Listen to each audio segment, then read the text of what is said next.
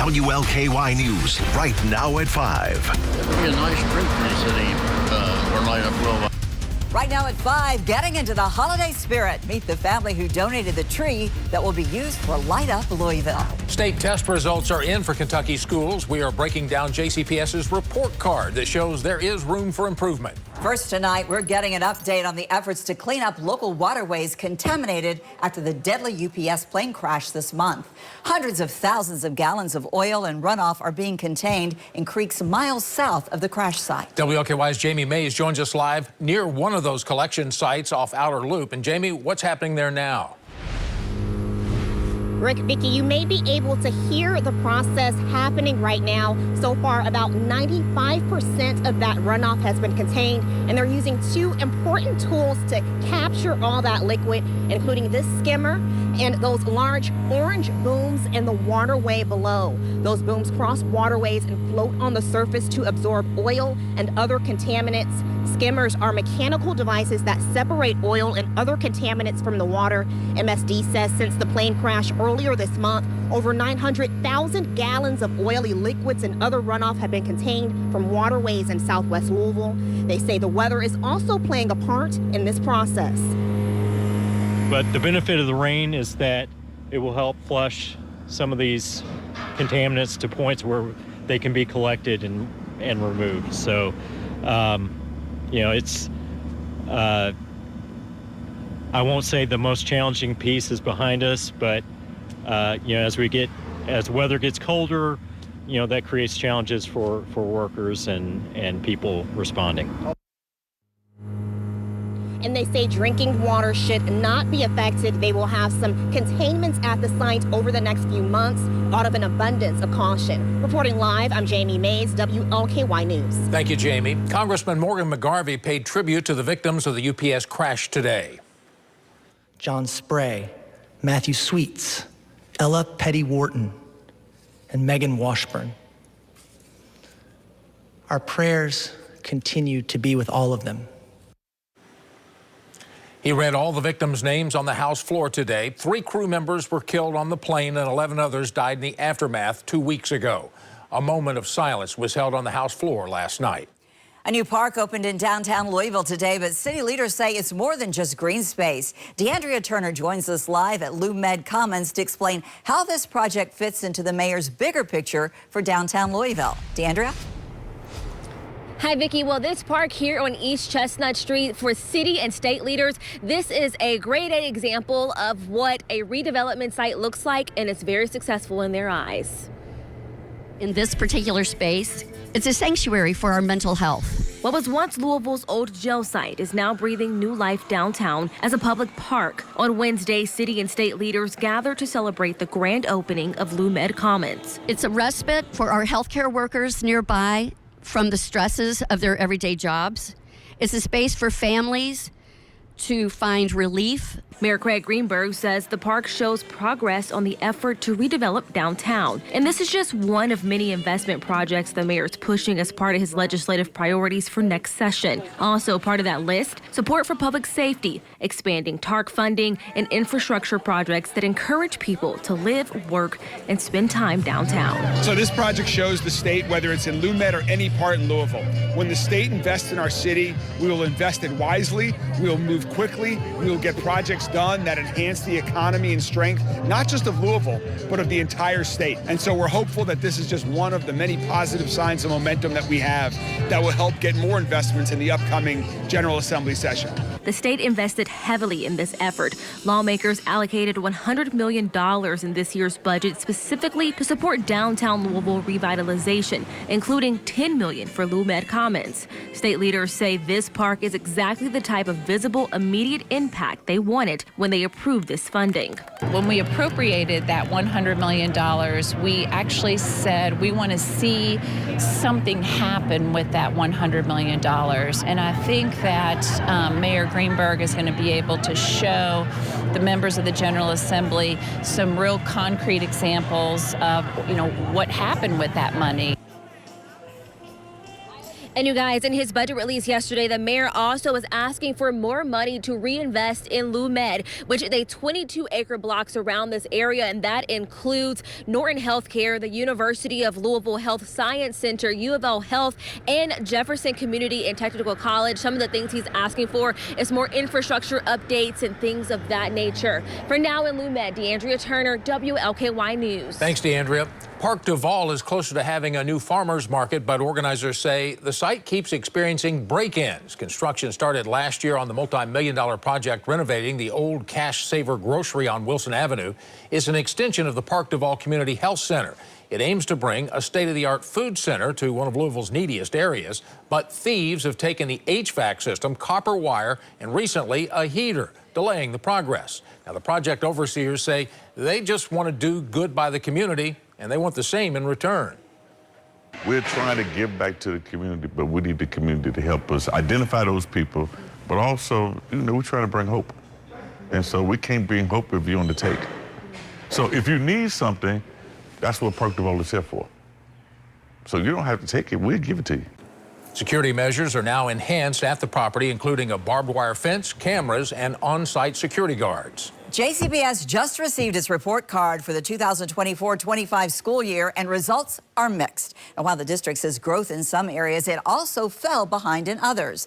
Madison Elliott joins us now to break it all down. Madison? Vicki, the Kentucky Department of Education shows the district's overview, and it's based on a color-coded performance level that encompasses a variety of indicators. And out of 5 levels, the district's elementary, middle, and high schools all fell in the orange level, which is the second lowest. This week, Superintendent Dr. Brian Yearwood broke down how the district is doing based on the latest Kentucky Summative Assessment results. And it's a mixed bag. So our job now is to deliver on the promise of equity and excellence for every student in every zip code and every year. On the positive side, graduation rates reached a record high of 89.2%. Post-secondary readiness climbed to 84%. This steady improvement over the past 3 years shows the quality of work that is actually underway here in JCPS. However, more schools entered CSI status, meaning their state assessment scores ranked in the bottom 5% statewide. In 2025, 41 schools hit this status, up from 34 schools in 2022. Yearwood said the district will provide intensive academic and operational support to these schools. These 41 schools represent our greatest opportunity for growth. We will be looking at these schools in ways that we can actually accelerate learning. Overall proficiency increased by 1 percentage point in reading, social studies, and writing, and by 2 points in math. Students who are now middle school showed the strongest gains across all test areas.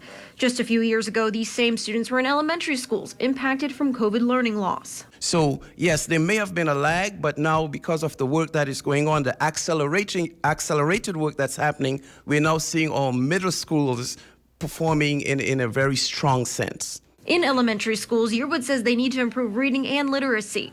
In the 2023-24 school year, the district implemented a new district-wide reading and math curriculum for kindergarten through 8th grade students. But Yearwood said it will be a few years before those impacts are felt. Dr. Yearwood says he's encouraged with the biggest gains across the district being in math and science. And coming up at 6, I'll break down how the district continues to target absenteeism to help improve scores. I'm Madison Elliott. Vicki? Thanks, Madison. You can see the report card for your own district or your child's individual school through a link in this story on WLKY.com. Now, on the report card dashboard page, just type your district or school name in the search bar. Again, you can get to this page through a link inside this story on WLKY.com and the WLKY app. Thanksgiving is next week, but the city of Louisville is putting its holiday planning into high gear, and they did it today. The tree that will be the centerpiece for Light Up Louisville is now in place at Jefferson Square Park downtown. Our Sam Carter was there this morning when the city cut down what will be Louisville's official Christmas tree. Silver Oaks Court in Valley Station is normally a pretty quiet little neighborhood, but not today. All this kerfuffle is over a 31-foot botanical wonder in David and Linda Russell's front yard. As most things do, this sapling started life on a smaller scale. And I told the landscape guys that I don't want anything that has leaves on it. So he planted that fir, and it was 6 foot tall. David's big old tree is about to be famous. It will stand dressed to the nines this holiday season as Louisville's official Christmas tree. But things could have been very different for the tree, I mean. It came down to basically two choices: cut it down and cut it up, or try to donate it.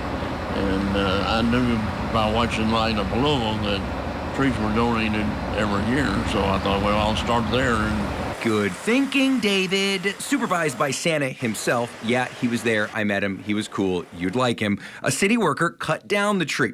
It was lifted by crane onto a flatbed and eventually moved to its new home downtown. And while David is a little melancholy to see it go, it has been in his yard for 20 years after all, the 83-year-old ex-construction manager knows the city has a butte on their hands. It'll be a nice tree for the city.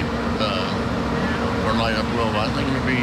I was talking to the electrician that's going to decorate it, and he said it'll be a good tree. So. In the next few days, a team will come and grind the stump down. And I asked David what he's going to do with the big hole in his front yard. He replied, plant another tree. In Valley Station, Sam Carter, WLKY News. You go. It is a beautiful tree, though. This year's Light Up Louisville will be held on Saturday, December 6th. Come join us. It's a great family event. You won't regret it. It's a lot of fun. I will be there, and of course, the star of the show, Santa, will be there to plug in the lights. It goes from 3 to 9 at Jefferson Square Park downtown. That put me in the holiday spirit. Yes, it did. Like Let's start singing some carols. Turning to the weather now, another cloudy and kind of misty day. Yeah. JC, with the threat of more impact weather. Yeah, guys, exactly right. We've got more rain on the way starting late tomorrow night into Friday. So get those umbrellas ready to go, or just keep them ready to go, so to speak. And you know what? You might need to flip them out every so often like we did earlier today, just because of that light mist and drizzle, largely in part because of these clouds, which are so low to the ground. You can see the tops of the buildings right now obscured from those low clouds. So your weather headlines going forward. And you know what? I wish I could say, hey, bright sunshine, it's going to be beautiful tomorrow. That's not going to be the case. No big changes right through tomorrow. Cloudy, damp, some patchy drizzle will continue. The rain chances will go up again starting late tomorrow right through Friday. No rain showing up on the radar. That mist, that light drizzle, too light to be detected by the radar scan. But again, if you have outdoor plans, no, might need those windshield wipers every so often. Boy, it's cool. It's raw out there, isn't it? 40s to the north from the metro and points north, 50s as you travel off to the south. Here's your detailed 12-hour forecast. Look at this. And same thing across the board, just plenty of clouds, a little bit of drizzle, and those temperatures holding steady, Rick, in the middle and upper 40s coming up in a few minutes. We'll talk about in detail that next wave of impact weather and whether or not it'll last through your Saturday and Sunday. That weekend forecast straight ahead. Okay, thanks, Jay. A multi-million-dollar aquatic center is closer to becoming a reality for one local community. We get a look at the progress. That's ahead at 5:30. A $1 trillion pledge from Saudi Arabia. What we know so far about the high price commitment.